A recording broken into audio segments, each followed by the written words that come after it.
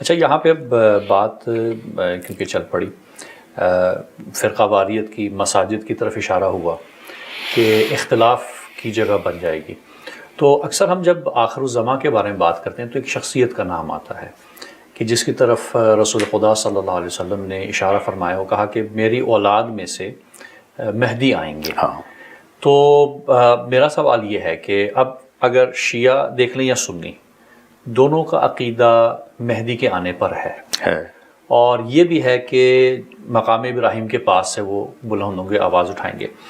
تو چلے، جو گزشتہ خلافات ان پہ اختلاف تھا، کیا وقت نہیں آ گیا کہ سب آنے والے خلیفہ کے نام پہ جمع ہو جائیں، کہ جس کے نام پہ سب متحد ہیں، اختلاف نہیں ہے اس سلسلے میں؟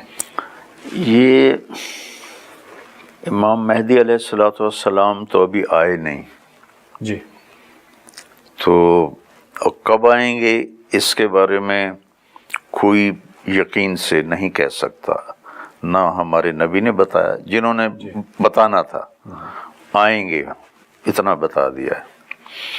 اور اہل سنت اور اہل تشیع میں یہ ایک اختلاف ہے کہ اہل تشیع کے نزدیک وہ امام حسین کی اولاد میں سے ہوں گے، اور اہل سنت کے نزدیک امام حسن کی اولاد میں سے ہوں گے، لیکن آنے ہونے میں کوئی اختلاف نہیں، نام کے اوپر اختلاف نہیں ہے، کوئی اختلاف اور جو نشانیاں ہیں وہ ان کے آنے میں کتنی دیر ہے وہ تو پتہ نہیں ہے۔ صحیح۔ مسئلہ اب جو بگڑا ہوا ہے اس کو کیسے ٹھیک کرنا ہے، اس میں ہر شخص کو اپنی ذات کو دیکھنا پڑے گا کہ میں اپنے اندر سے تجھے کیوں فکر ہے اے گل دلے صد چاک بلبل کی، تو اپنے پیرہن کے چاک تو پہلے رفو کر لے۔ یہ ہے وفی انفسکم افلا تبصرون۔ مجھے نہیں پتا کہ اقبال رحمہ اللہ نے اس آیت سے یہ شعر لیا، لیکن اس شعر کو میں اس آیت سے جوڑتا ہوں کہ اپنے آپ میں غور کیا کرو، کیوں اوروں کے پیچھے پڑتے ہو۔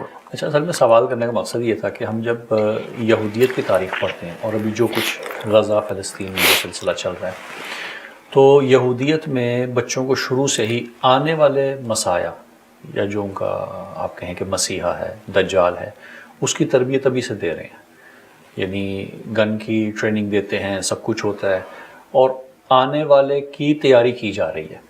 تو کیا عالم اسلام جو اس وقت پس رہا ہے، سوال اصل میں اس تناظر میں تھا کہ اب ہمارے لیے وقت نہیں آگے کہ ہم بھی جس کے بارے میں خوشخبری دی گئی کہ آئے گا اور پوری دنیا میں عدل و انصاف اور پھر حضرت عیسیٰ بھی تشریف لائیں گے، تو اس کے لیے تیاری ابھی سے مدارس میں یا ہم یونیورسٹیز میں شروع کریں؟ دیکھو نقوی صاحب، اس کی جو تیاری ہے نا، جی، وہ ہیں غیر مسلم، ان کے سامنے اب کوئی لائحہ عمل کوئی نہیں، کتابیں ان کی تبدیل ہو گئی ہیں، جی، اور ان کے چرچ کہاں سے کہاں پہنچ گئے ہیں۔ ہمارے سامنے قرآن موجود ہے اور شریعت موجود ہے، تو ہماری تیاری یہ ہے کہ ہر مرد، عورت، جوان، بوڑھا، بچہ، بچی اپنے آپ کو نبی کی سیرت میں ڈھالے، اور ہماری عورتوں کے سامنے سیدہ فاطمہ ہوں، ہماری عورتوں کے سامنے آج کے جو بالکل مادر پدر آزاد عورتیں ہیں وہ نہ ہوں۔ یہ ہماری تیاری یہ ہے کہ ہم اپنے کردار بلڈ کریں، اور اس پر فوکس کیا جائے کہ ہم اچھے انسان بنیں، اچھے مسلمان بنیں۔ میں 10 مدرسے اللہ میرے ذریعے سے چلا رہا ہے، تو میں نے نصاب کو بہت چھوٹا کر دیا ہے، اور زیادہ میری جو قوت لگ رہی ہے، اللہ لگائے رکھے جب تک میں زندہ ہوں، اچھا مسلمان کیسے بنتا ہے، کیونکہ صرف قانون پڑھنے سے آدمی انسان نہیں بنتا۔ یہ تو ایسے جیسے کسی نے وکالت پڑھی تو ہم امید رکھیں کہ یہ بہت سچا اور کھرا انسان ہوگا، ایسی کسی نے فقہ پڑھی ہم یہ امید رکھیں کہ یہ بہت کھرا اور سچا انسان ہوگا، ایسا نہیں ہے۔ کریکٹر اصل، جی ہاں، کریکٹر اصل ہے۔ اور ہمارے جہاں تربیت کرنے کے لیے جو اس وقت پاکستان میں 3 بڑے کام ہیں، قدیم ترین کام ہے خانقاہیں، جس میں لوگ اب کچھ لوگ ڈیووٹ ہوتے تھے اور اللہ ان کے ذریعے سے تربیت اور اصلاح کا سلسلہ جاری ہوتا تھا. صحیح. اور دوسرا اس کے بعد ہے مدارس، دینی مدارس. جی جی. دینی مدارس میں تربیت ہوتی تھی. اس کے بعد ہے تبلیغ کا کام. یہ بعد میں شروع ہوا نا، 1926 میں شروع ہوا، تو یہ سب سے نیا کام ہے. مدارس خانقاہیں بہت پرانا سلسلہ چل رہا ہے، سب میں ضعف آ چکا ہے.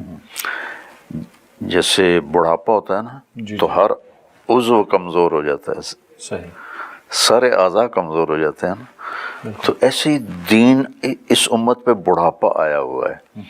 تو اس کے سارے جو جتنے بھی ہیں اس کے کام، دنیا کے ہوں یا دین کے ہوں، وہ ضعف کا شکار ہیں، بڑھاپے کا شکار ہیں. پچھلے 700 سال سے کوئی قوم نئی مسلمان نہیں ہوئی. آخری قوم ایز این قوم جو مسلمان ہوئے مغل چنگیز خان کی اولاد. تو پاسباں مل گئے کعبے کو صنم خانے سے، ہے آیاں یورش تاتار کے افسانے سے، پاسباں مل گئے کعبے کو صنم خانے سے. اس کے بعد کوئی صنم خانے سے پاسبان نہیں ملے. اور پانی ٹھنڈا ہونے کا ایک طریقہ، گرم کرنے کا ایک طریقہ، سردیاں آج کل گیزر کا گرم پانی اس میں ڈالتے ہیں تو وہ ٹھنڈا بھی گرم ہو جاتا ہے. اس کا اصل علاج اس وقت یہ ہے، جو میں سمجھاؤں تاریخ پڑھ کے، اللہ کسی نئی قوم کو ہدایت دے گا اور وہ پورے جوش کے ساتھ آئیں گے، اور ہم جو بوڑھی قوم ہیں وہ ہمیں بھی گرما دیں گے. یہ جو مسلمان ہیں ان سے کوئی امید نہیں. صحیح. اچھا، آپ نے ذکر، کیونکہ شخصیات کے ذکر چل رہا تھا شروع سے، آپ نے پھر ایک اور نام لے لیا حضرت فاطمہ کا.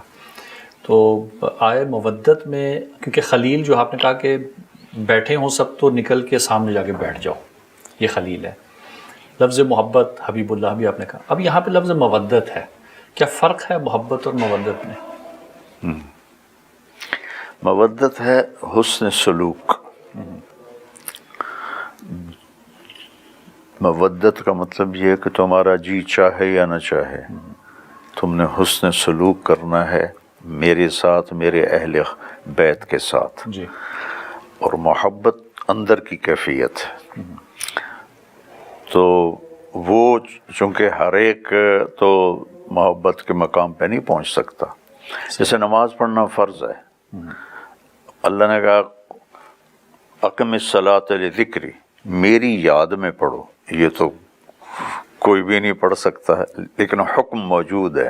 ہمیں اپنی چیزیں یاد آ جاتی ہیں نماز میں، ہمیں اپنی چیزیں یاد آ جاتی ہیں، ہمیں اپنی یاد ہوتی ہیں. تو چونکہ ہمیں اقیم الصلاۃ بھی موجود ہے کہ نماز پڑھو، تو اس کا مطلب ہے ہمارے جیسوں کی نماز بھی قبول ہو جائے گی.